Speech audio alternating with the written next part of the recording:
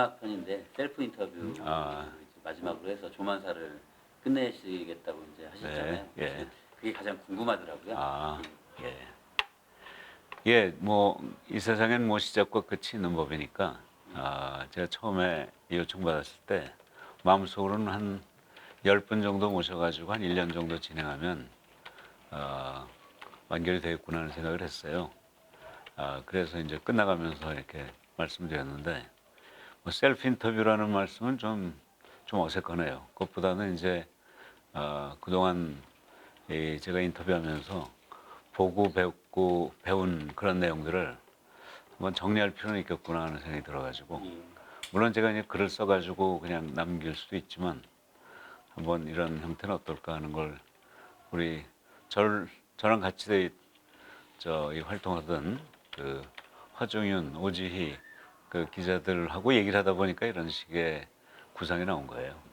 한 1년 정도 진행하겠다 생각하면서 한 3그룹의 그 대담자를 모셔서 얘기하면 많이 배울 수 있겠구나 하는 생각이 들었어요. 이렇게 세 그룹을 말씀해 주셨는데 예. 사실 그룹마다 어떤 특성이라고 해야 되나요? 그런 예. 게 분명 있을 것 같아요.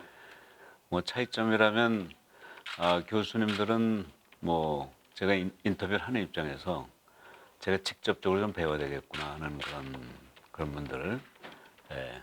저도 아직 학자로서 좀 더 이제 저에게 학자로서의 기대 수명이 좀 있으니까 그런 제가 배우고 싶은 분들 또 다른 이 독자들이 함께 배우고 싶은 그런 분들을 모시고 싶었으니까 그건 아마 첫 번째 그룹의 특징은 그 배움의 그 원천을 제공해 주는 분들 이게 아마 특징일 거고 두 번째는 역시 리더십이겠죠. 그러면서 리더십은 요새는 옛날 걸 그대로 유지하는 온고도 중요하지만 자꾸 새롭게 세상을 바꿔나가는 그런 그 지신, 뭐 요새는 혁신이라는 단어로 표현하지만 정말 남다른 지도자, 새로운 지도자, 미래를 여는 지도자 이런 분들을 좀 모시고 싶었고요.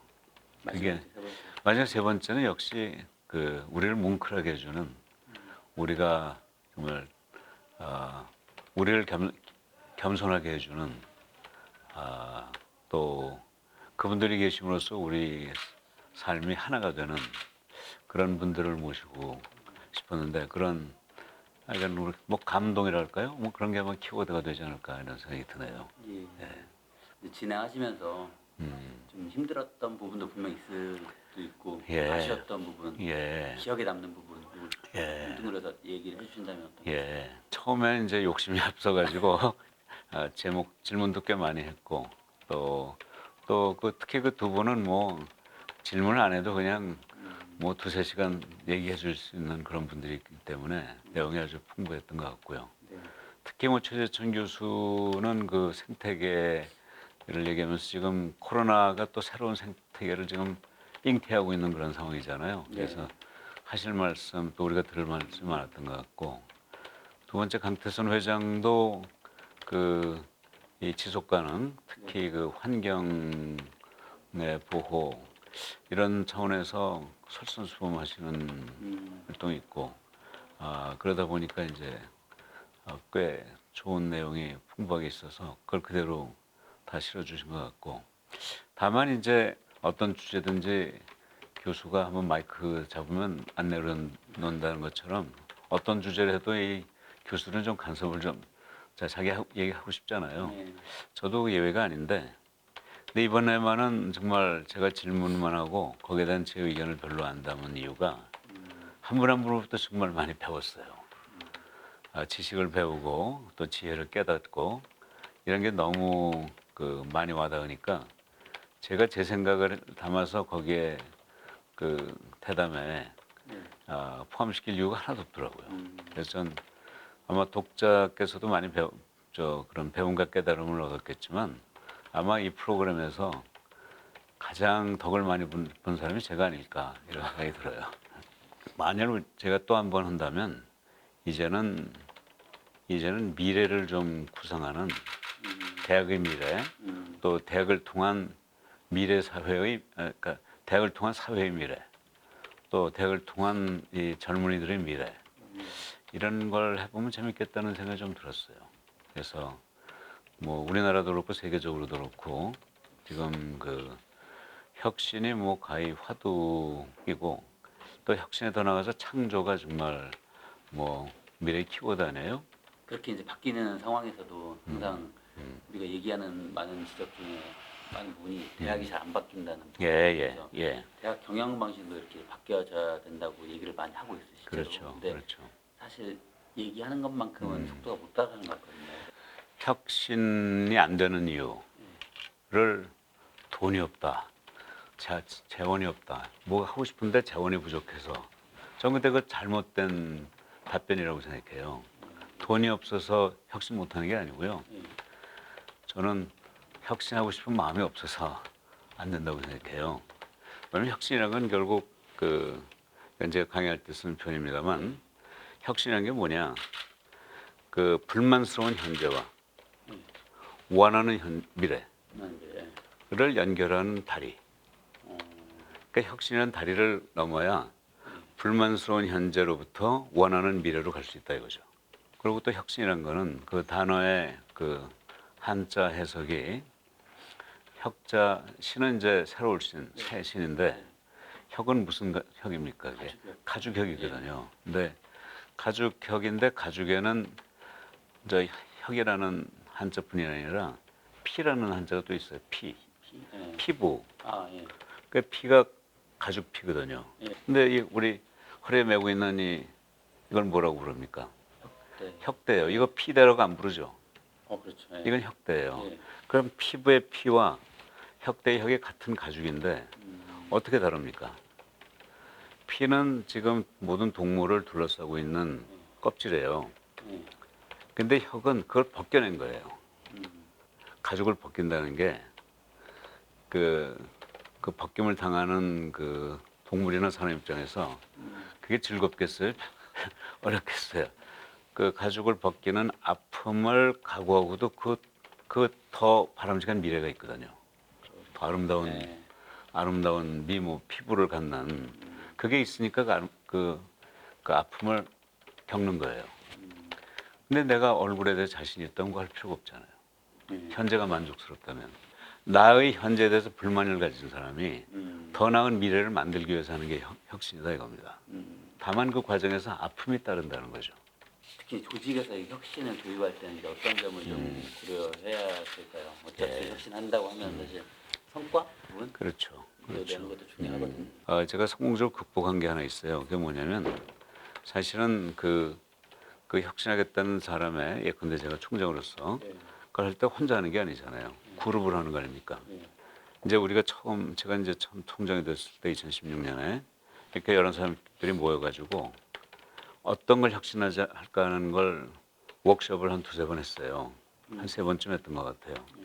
주로 이제 학장, 처장, 뭐 원장 이런 보직 교수들과 함께 이제 했는데 한 분이 하나씩 맡기로 했어요.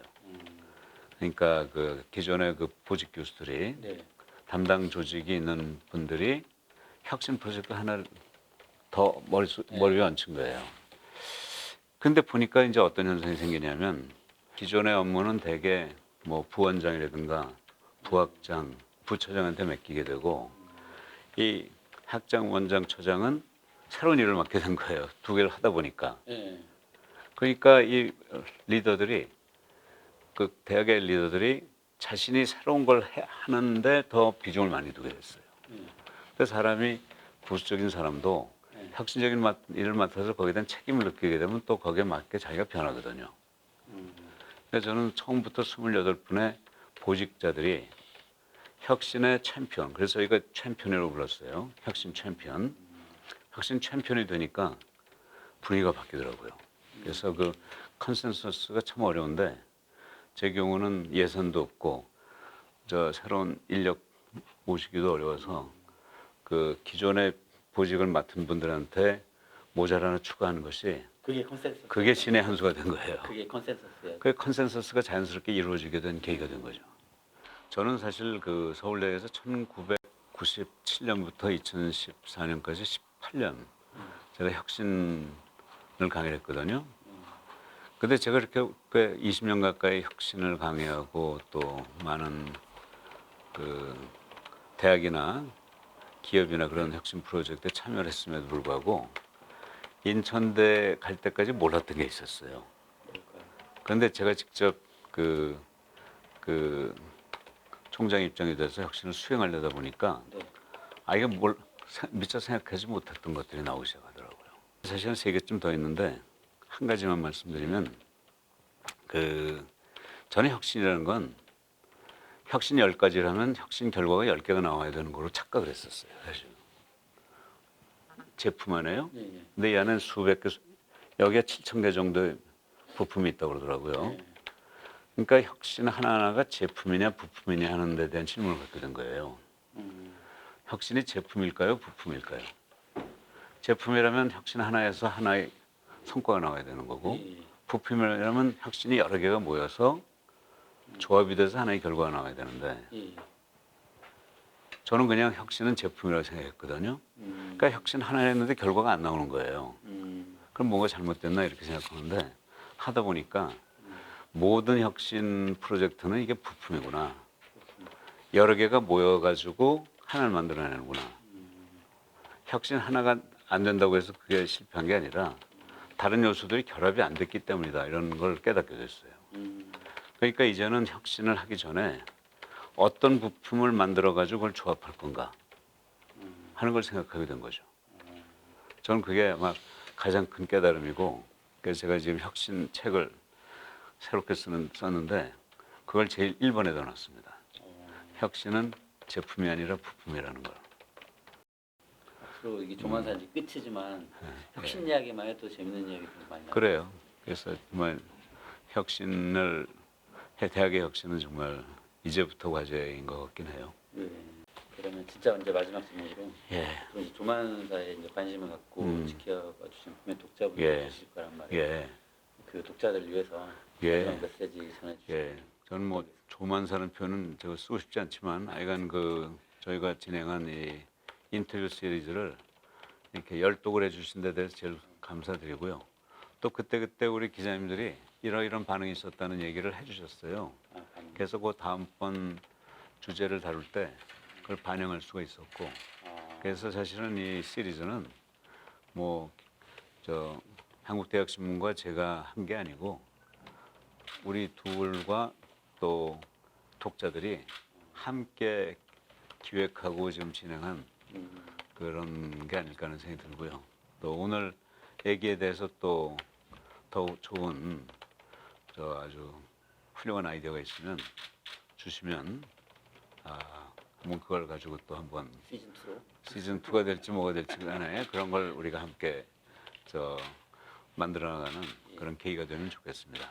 어떤 건 간에 하여간 이 함께 가는 그런 동행, 함께 멀리 가는 그런 모습 참 좋았고 지금 다시 한번 감사드립니다. 예. 감사합니다. 장시간 시간 내주셔서.